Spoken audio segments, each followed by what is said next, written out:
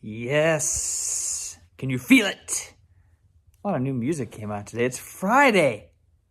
Fred with Fred's Firing Squad. Today, I get to jump into the new Fiona Apple. I cannot wait. So Fiona Apple started in 1996 with her first album Tidal. She had a huge hit with Criminal, huge music video hit, huge kind of, I don't want to say it's indie hit because it was so massive, and I think everyone kind of expected Fiona to rise to huge mainstream success. But she's never really been mainstream. I mean, she's had success, she has support, she's had to fight her own battles and release a few albums on her own or leave labels that would support her. But now, Fetch the Bolt Cutters is the new album here. Her first one since 2012. The Idler Wheel, I believe that album was called. And so I'm really excited to hear it.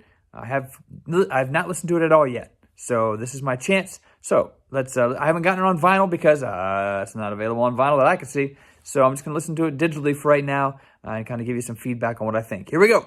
It is time for Fetch the Bolt Cutters. Okay, the first song is I Want You to Love Me. Starts off with almost like somebody finding a Casio keyboard for the first time and pounding out kind of offbeat rhythmic intro here. But man, this song is really good. Already, her piano playing is obviously top notch. Who's better, Tori Amos or Fiona Apple or Ben Folds? Those are all three powerhouse piano players. I don't know.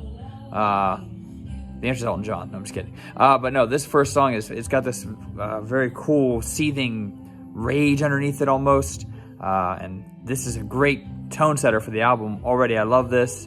The chorus just sort of going, you. It's like this really kind of held out tone that's really tense over the moving music behind it.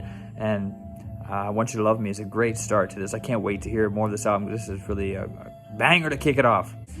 Track number 2 is Shamika, and she is just snarling with her vocal delivery. Is just snarling in this album. I feel like she's been holding it in for years, and this feels like a release of something she's got to say. The end of the first track was very chaotic, and leads into the second track, which is also quite chaotic. The intro, I like how she changed up the kind of like the rhythmic settings of all the pre-choruses and choruses on this album. Shamika's really good too. Once again, another great tracks. One for one and 2 for 2 so far. The title track number 3, Fetch the Bolt Cutters. The lyrics like she said, she said, I'm not stylish enough, and I cried too much, and I listened because I hadn't found my own voice yet.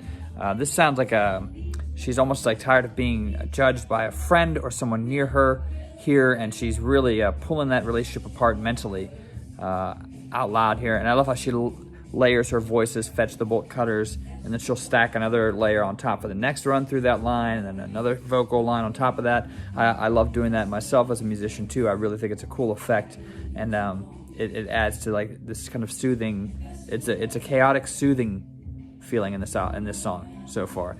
So it's a little more low key as far as the vibe of the song, but it's more intense lyrically than the first 2 songs, I think. Which the first 2 were no joke, but this one seems to be the most precise as far as dealing with judgment around her and how she's kind of been pushed to her breaking point by that. There's some dogs barking now at the end of the song. Bark, bark. Okay, I dig it. Track 4 is Under the Table, and lyrically, again, offering to put some pillows under the hiking boots of someone so they won't step on her. They won't step on others like they've done to her and hurt her. It's really just poignant, powerful lyrics here, which she's always been a strong lyricist, but I feel like this is just, there's not any filler here lyrically or musically so far. It's really a solid album. Under the Table, song number 4. I can't tell you where this one stacks up on the list of how good it is in comparison to others, because all of these songs right now are sounding super strong. I'm really impressed by this album so far. Song number 5, Evil is a Relay Sport, where the one who's burned turns to pass the torch.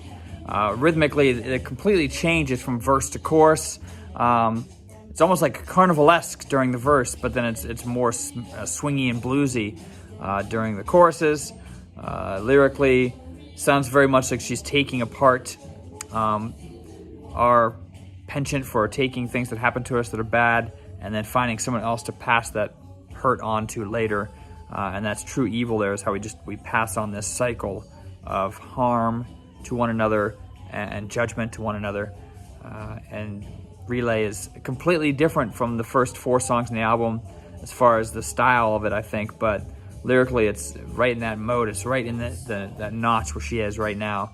And she's really constructed so far. This could be like George Michael's Faith album, where like the first half is like, oh my God, and the second half is like, what did he do? But I don't think so. So far, this album feels extremely strong. Extraordinary Machine was where I really was in my happy space for Fiona, as far as like, I thought Extraordinary Machine was her best album, but this one so far definitely rivals that in music production and quality, and exceeds it so far lyrically. So I'm very impressed.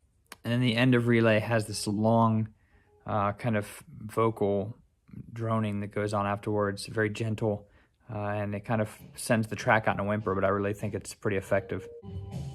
Rack of His has got some snarling going on and things like that. So far, this is the song that doesn't leave as much of an impact so far on me. It's not bad.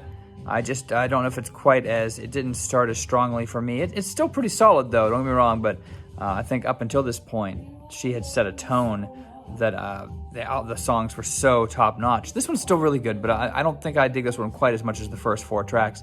I really love her style because she has found the perfect balance of jazz fusion with pop sensibilities, because she does structure her songs in a very organic way. She doesn't mind sticking to a verse, chorus, bridge, verse, chorus thing, but she'll sprinkle in little elements of change, extra snare hits, or a different bass line, something in the background, a different vocal delivery to keep it fresh. So she has the jazz elements, and I think the progressions she used are very jazz-based, but she's more of a pop singer, and that's why I've always appreciated her.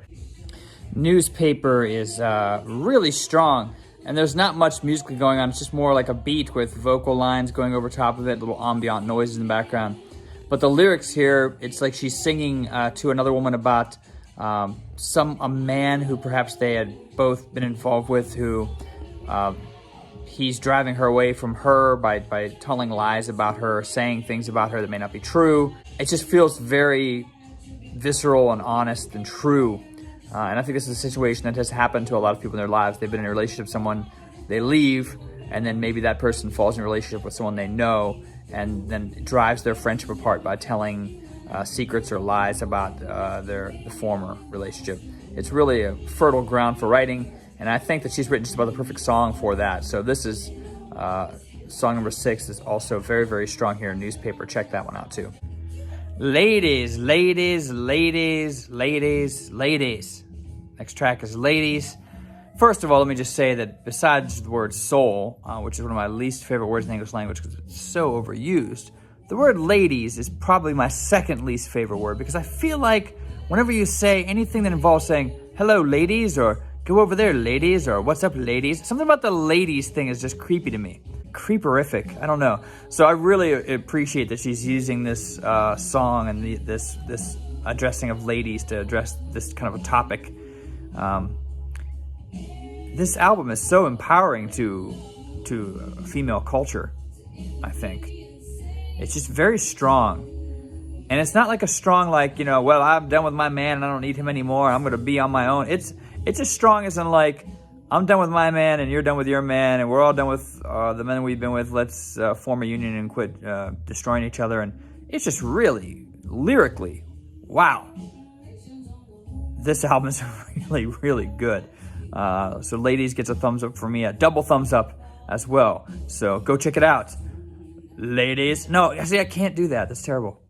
The next track, Heavy Balloon, is kind of like, it has that singable, memorable chorus that not all the songs in this album have, but they don't need them so far, from what I can tell. But this one has it. It's kind of like the song Parting Gift from Extraordinary Machine. It's one of those tracks that I think you hear it and it just stays with you. I feel the same way about this chorus. This kind of reminds me of the instrumentation. It's very stripped back, a lot of heavy, it's like a standing string bass, stripped back drums. It reminds me of like Hayden's delivery on his album Hey Love. It's just really, except I think Hey Love by Hayden is more like a well-lit cabin room kind of listen, where this is more of like a dark jazz club listen. It's really good though. Seething. There's a seething discomfort and anger in this album that I really enjoy. I can taste it, and that's why I really like it. So Heavy Balloon, again, just is leveling me with how great it is, how well it's written, and her vocal performances are amazing. When I met you, I was fine with my nothing. I grew with you, and now I've changed. Cosmonaut seems to be, I can't tell if she's being tongue-in-cheek or she's really being honest here, but it sounds as though she's talking about how she can't go back to being the person she was before she was with this person or knew this person. Again, very personal lyrics. It almost feels like she's telling a story, as many of her lyrics have always felt, but there's a precision to these songs so far that I'm really enjoying. And this is only my first listen. I can't wait to really dive into this album multiple times. You'd be hard-pressed to find a song more upbeat and unsettling as for her. It's got almost like a musical feel to it. Soaring, multiple layered vocals. Not much as far as instrumentation throughout, but it's got a cool vibe. It's unsettling. And I think that this one, once again, seems angry, a sense of betrayal here that I feel was really strong. Drum set has lines like, "You had to lie because you're a man," but I don't take that as all like the man-hating feminism or anything like that. There's a true sense here of empowerment and just feeling oppressed by the expectations of people around you.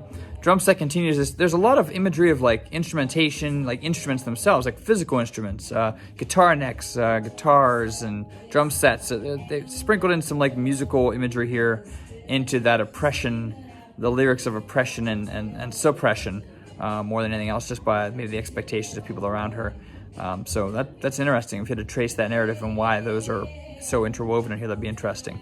But Drum Set is another strong song. I feel like the two songs previous to this had pretty strong, kind of like sing-songy choruses as well. This one doesn't have as strong of a chorus, but it's still really a good track. So Drum Set also getting thumbs up from me. On I Go, the last track on this album, has a kind of chanty, almost a Gregorian chant quality about it, repetitive lyrics, and I think it's supposed to just drive home the point of the album, this forward-moving, being unafraid.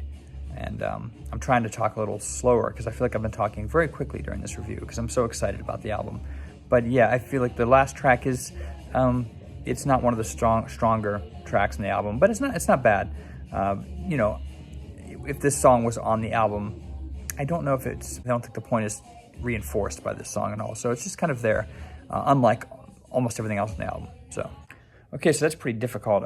Fetch the Bolt Cutters is an album that I think is going to take multiple listens to understand how powerful and strong the album is. But I must tell you, after first listen, this album is this is a serious contender for one of the better albums I'm probably going to hear this year. Just after one listen, I can tell that.